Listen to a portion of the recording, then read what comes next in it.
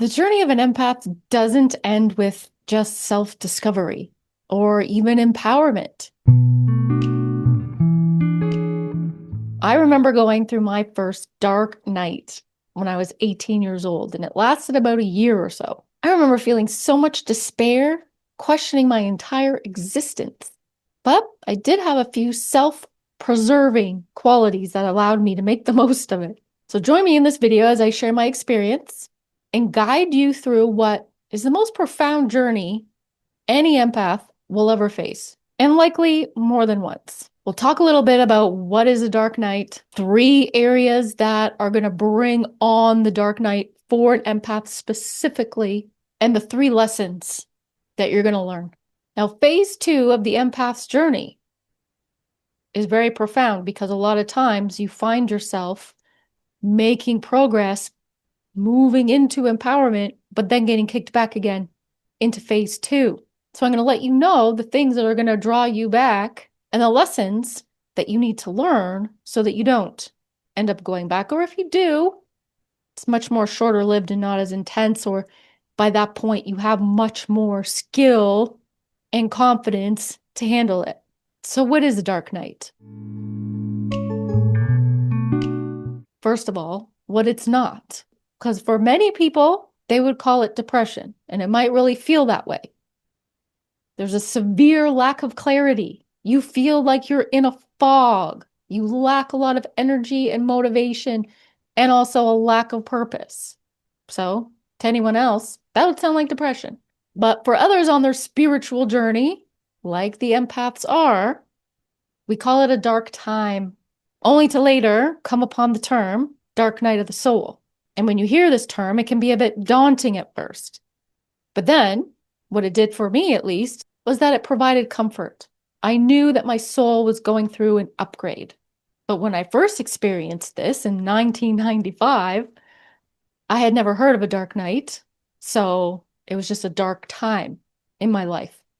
When the gray cloud hung over me, I didn't know what it was other than sort of a rite of passage, I guess, like growing pains.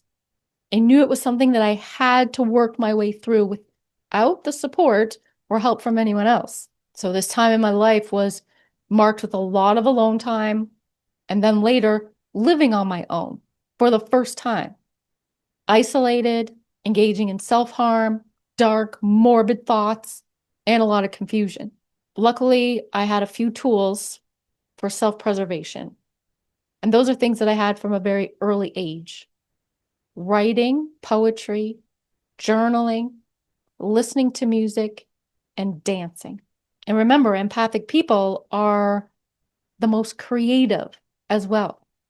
And so it's very likely that you also have self-preservation tools built into you as an empath that are going to help you through this dark time. Because the dark night of the soul is different for an empath versus someone who isn't. So here are the 3 different areas that can bring on the dark night for an empath. The first one is realizing that other people do not actually share the same values, beliefs, and views as you do, especially when it comes to how you view the world and humanity. You come to realize how disconnected you actually are from the world because of this.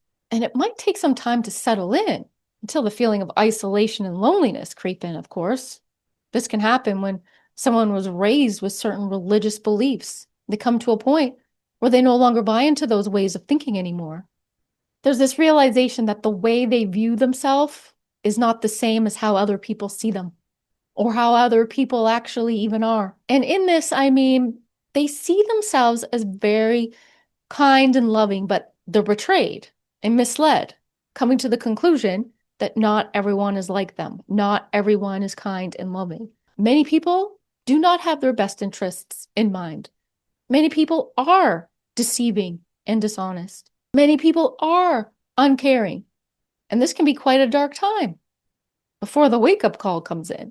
The second time the dark night can come up is when the world is experiencing a state of unrest.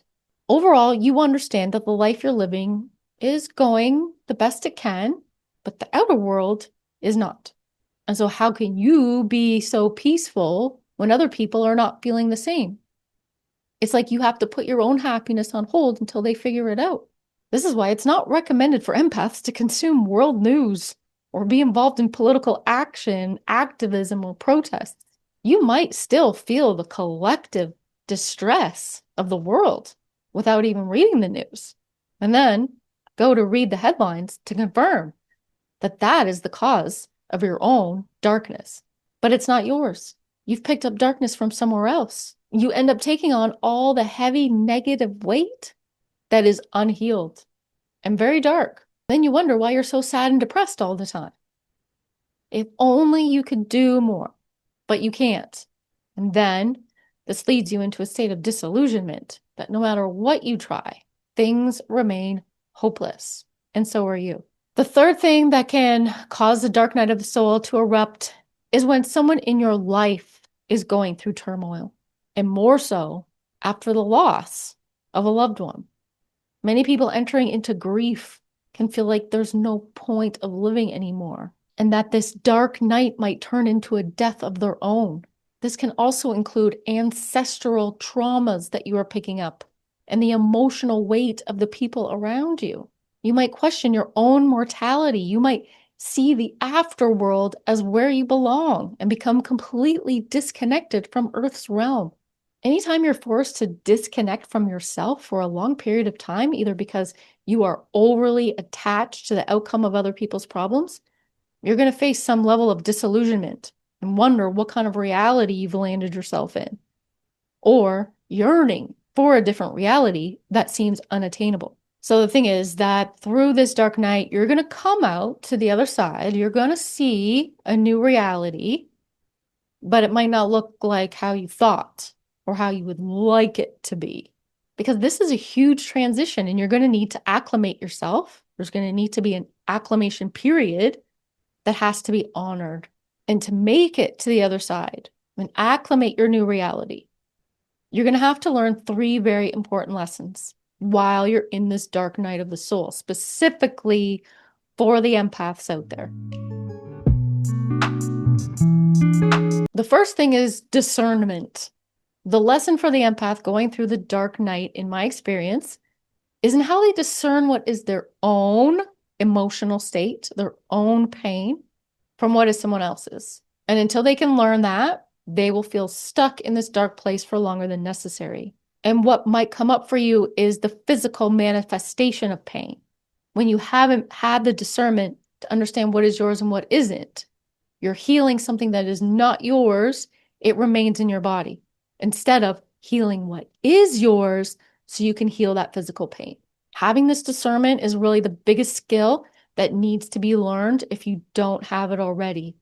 Meanwhile, if you do have it, and this is one of your subsequent dark nights that are rolling around, then you can see it for what it is, and you can process it in an effective manner. That doesn't mean that it's any easier. There's just a new lesson to learn now. The second lesson is separation. This is why going into a hermit, isolated state is an excellent tool. And many of us are going to find ourselves there because it gives us that silence from the noise. It opens space for clarity from the confusion. There is time for you to stand still in the reality you are currently in and stand in front of the door that you're about to open. While in the dark, it's not too dark, just a bit shadowy and glum. The last dark night I had was a few years ago when Palestinians were facing some of the worst attacks in history. My life was, for the most part, peaceful and content. But I found myself consumed with this warring in the Middle East and taking on terror and despair of those people. So learning strong emotional boundaries is also part of that separation process. You have to separate your feelings from the feelings of others, and that's a very difficult thing to ask of an empath. An empath would feel responsible to console, to heal, and be a voice for those people. And as much as I may have given my compassion to the Free Palestine movements, that wasn't helpful. What was helpful was removing myself from it. So first, having the discernment to know that I had taken on this dark energy and that I was trying to transmute something that only weighed me down. It took a while after this realization to feel balanced again, but only once I allowed for the separation from it. And the third thing is present moment awareness.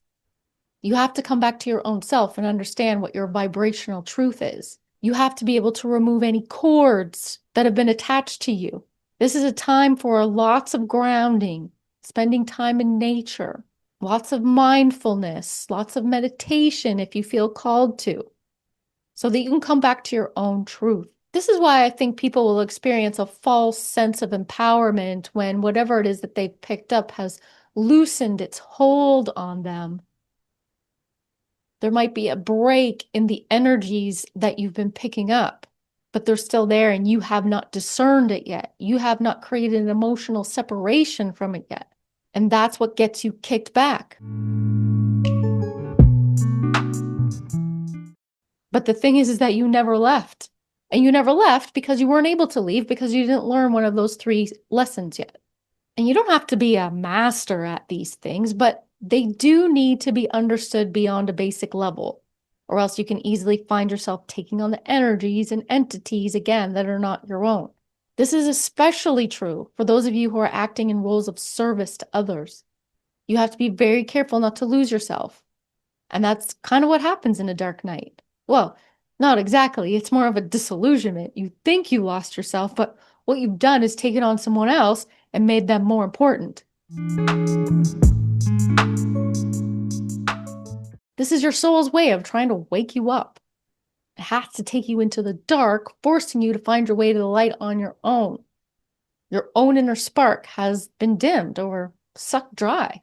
When the empath goes through a dark night as a result of their own disillusionment, they might be faced with the truth of how innocent and naive they had been to put their faith, trust, and vulnerability in someone else.